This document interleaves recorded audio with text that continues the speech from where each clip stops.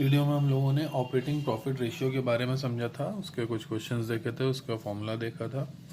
ठीक है, आज हम लोग देखेंगे नेट प्रॉफिट रेशियो के बारे में। ठीक है, तो net profit ratio establishes the relationship between net profit and revenue from operations. जो नेट प्रॉफिट रेशियो होता है वो किसके बीच में रिलेशनशिप एस्टैब्लिश करता है? Net profit and revenue from operations के बीच में।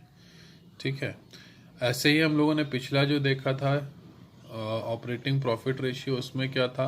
ऑपरेटिंग प्रॉफिट और रेवेन्यू फ्रॉम ऑपरेशन में रिलेशनशिप इस्टेब्लिश करता है वो। नेट प्रॉफिट में क्या होता है? Net profit and revenue from operations के बीच में रिलेशनशिप इस्टेब्लिश करने का काम इसका होता है, नेट प्रॉफिट रेशियो का काम होता है। It shows the percentage of net profit earn on revenue from operations. ये क्या हमें दिखाता है कि कितना परसेंटेज नेट प्रॉफिट हमने जो भी रेवेन्यू है फ्रॉम ऑपरेशंस उस पर अर्न किया है। ठीक है, अब इसको किस तरीके से हम लोग फाइंड आउट करते हैं? Net profit ratio is equals to net profit after tax whole upon revenue from operations, that is net sale multiply by 100। ठीक है, अब इसके कुछ ऑब्जेक्टिव समझते हैं। उससे पहले देखते हैं नेट प्रॉफिट कैसे निकालेंगे हम लोग। Revenue from operations minus cost of revenue from operations, ठीक है, minus operating expenses minus non operating expenses plus non operating income minus tax. ठीक है, तो ये हमने कल देख लिया था। अब आज की वीडियो में हम लोग इसके बाद का देखते हैं क्या है। तो आज का हमारा जो मेन टॉपिक है वो है रिटर्न ऑन इन्वेस्टमेंट। ठीक है, जिसको हम लोग शॉर्ट में ROI भी बोलते हैं। तो रिटर्न ऑन इन्वेस्टमेंट क्या है और रिटर्न ऑन कैपिटल एम्प्लॉयड क्या होता है? रिटर्न ऑन इन्वेस्टमेंट और return on capital employed shows the relationship of profit with capital employed. तो रिटर्न ऑन इन्वेस्टमेंट क्या होता है कि हमें इसमें कोई रिलेशनशिप इस्टेब्लिश नहीं करता, ये केवल हमें क्या बताता है? रिलेशनशिप शो करता है किसके बीच में? जो भी हमारा प्रॉफिट होता है और जो कैपिटल एम्प्लॉयड होता है उसके बीच का जो रिलेशनशिप होता है उसको हमें शो करता है। ठीक, the net result of operation of a business is either profit और loss.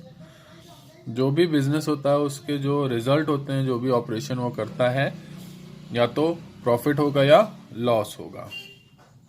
The source funds used to business to earn this are proprietors fund and loan. तो जो सोर्स यूज किया जाता है, ठीक है, इस प्रॉफिट या लॉस को अर्न करने के लिए, वो क्या होता है? प्रोप्राइटर्स और शेयर होल्डर्स फंड या लोन होता है। ठीक है, अब कंप्यूटेशन किस तरीके से इसको कंप्यूट करते हैं? This ratio is computed by dividing net profit before interest and tax and dividend by capital employed. ठीक है, तो इस रेशियो को निकालने के लिए हम क्या करेंगे? Net profit before interest tax and dividend को कैपिटल एम्प्लॉयड से डिवाइड कर देंगे। ठीक है, तो हमारा क्या निकला, और मल्टीप्लाई कर देंगे 100 से, तो हमारा क्या निकल आएगा? Return on investment. ठीक है, in the form of formula this ratio में be express as ROI is equals to net profit before interest tax and dividend whole upon capital employed multiply by 100 is equals to, जो भी answer आएगा हमारा percentage में आएगा। This ratio is express as a percentage. आगे बढ़ते हैं। Capital employed is computed following either liability side approach और एसेट साइड अप्रोच। तो कैपिटल एम्प्लॉयड को दो अप्रोच से हम लोग फाइंड आउट कर सकते हैं, या तो लाइबिलिटी साइड अप्रोच से या फिर एसेट साइड अप्रोच से। ठीक है, it should be noted that which ever approach is followed the amount of capital employed will be same.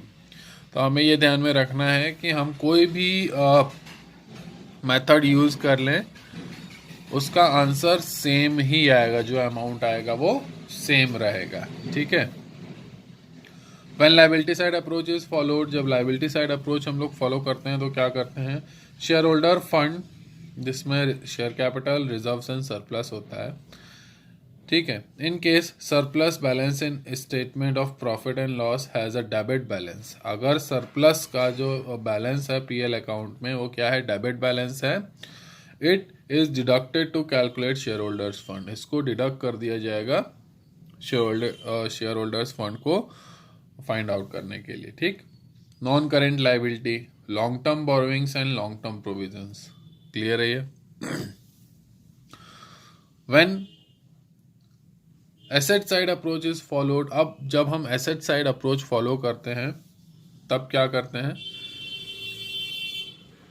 अब जब हम लोग एसेट साइड अप्रोच फॉलो करेंगे तब क्या करेंगे इसमें, तो सिंपल है, it is computed by adding, ठीक है, नॉन करेंट एसेट्स जिसमें हमारी फिक्स्ड एसेट्स आती हैं, tangible fixed assets, intangible fixed assets, non current trade investment, it is assume that all non current investment are trade investment, तो हमें क्या assume करना है, जितना भी नॉन करेंट इन्वेस्टमेंट है वो ट्रेड इन्वेस्टमेंट है, unless specified to be non trade investment, तब तक जब तक हमें बता नहीं दिया जाता कि कौन सा नॉन ट्रेड इन्वेस्टमेंट है। नेक्स्ट है long term loans and advances, इसको भी ऐड किया जाता है। फिर सेकेंड आता है आगे वर्किंग कैपिटल, जिसमें current assets minus current liabilities होती है, इसको भी ऐड किया जाता है। आगे बढ़ते हैं। अब एक नोट है यहाँ पे, उसको समझिए क्या है। Since non operating assets are exclude while determining capital employed, income from non operating assets are also excluded from profit. जब से नॉन ऑपरेटिंग प्रॉफिट जो एसेट्स हैं वो एक्सक्लूड की गई है कैपिटल एम्प्लॉयड को फाइंड आउट करने के लिए, तो हमारी जो income from non operating assets होती है उसको भी हम लोग एक्सक्लूड कर देते हैं प्रॉफिट से। ठीक है। अब इसका ऑब्जेक्टिव क्या है हमारा, रिटर्न ऑन कैपिटल एम्प्लॉयड और return on investment assesses overall performance of the enterprise. ठीक है। ये जो आरओआई होता है ये क्या करता है, हमें जो एंटरप्राइज है हमारा उसकी ओवरऑल जो परफॉर्मेंस होती है उसको हमें बताता है। ठीक है। It measures how efficiently the resources of the business are used, ये हमें बताता है कि कितना ज़्यादा एफिशिएंटली हमारे जो बिजनेस के रिसोर्सेज हैं वो यूज़ किए जा रहे हैं। Return on capital employed is a fair measure of the profitability of any concern with the result that performance of different industries में बी कंपेयर्ड। अब क्या है कि हम लोग रिटर्न ऑन कैपिटल एम्प्लॉयड या रिटर्न ऑन इन्वेस्टमेंट से क्या कर सकते हैं, जो दूसरी इंडस्ट्रीज हैं हम उनसे इजीली अपने आप को कंपेयर कर सकते हैं। ठीक है। अब चलिए इसके कुछ एग्जाम्पल देखते हैं कि किस तरीके से इसको हम लोग फाइंड आउट करेंगे। तो एग्जाम्पल नंबर देखते हैं हम लोग 115 एग्जाम्पल में हमें क्या दिया गया है। सबसे पहले इसमें दिया गया है with the help of the following information calculate return on investment. ठीक है। तो net profit after tax interest and tax दिया गया है 6 लाख, 10% डिवेंचर्स दिए गए हैं 10 lakh, tax at the rate 40% दिया है, कैपिटल एम्प्लॉयड दिया है 80 लाख। ठीक है। ये क्वेश्चन हमें दिल्ली 2015 में सेट सी में आया था ये। ठीक है। इसको थोड़ा ध्यान से देखिएगा। सिंपल है, रिटर्न ऑन इन्वेस्टमेंट का फॉर्मूला होता है हमारा net profit before interest tax and dividend upon capital employed multiply by 100। तो अब हमें क्या करना है, नेट प्रॉफिट बिफोर टैक्स निकालना है। ठीक है। अब यहाँ पे टैक्स हमें दिया हुआ है 40%। ठीक है। ये ऑलरेडी हमें इंटरेस्ट एंड टैक्स के बाद का दिया हुआ है, तो क्या करना है हमें, calculate the net profit before interest tax and dividend. अब हमें बिफोर निकालना है इंटरेस्ट टैक्स एंड डिविडेंड का। ठीक है। तो let net profit be net profit before tax is equals to 100। तो टैक्स कितना हो जाएगा 40%। तो net profit after interest and tax कितना हो जाएगा 60। तो नेट प्रॉफिट बिफोर टैक्स हमें कितना दिया हुआ है 6 लाख दिया हुआ है। तो 6 lakh multiply by 100 upon 60 is equals to क्या है हमारे पास 10 लाख। ठीक है। अब net profit before interest and tax, इसको निकालने के लिए क्या करेंगे, 10 लाख प्लस 10 लाख 10/100। क्यों? क्योंकि जो 10% है ये इंटरेस्ट है हमारा डिबेंचर्स पे। तो कितना आ गया हमारा, 11 लाख आ गया। ठीक है, अब हमें net profit before interest and tax मिल गया है, कैपिटल एम्प्लॉयड हमें दिया हुआ है, तो वैल्यू का हम लोग फॉर्मूले पे रख देंगे और इसको सॉल्व करके जो हमारा आंसर होगा वो परसेंटेज में आ जाएगा। क्लियर है? एक एग्जांपल इसका और देखते हैं,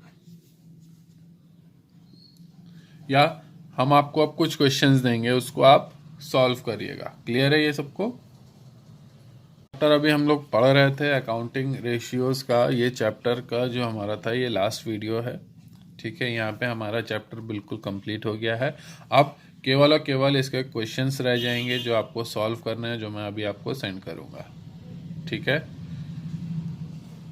थैंक यू।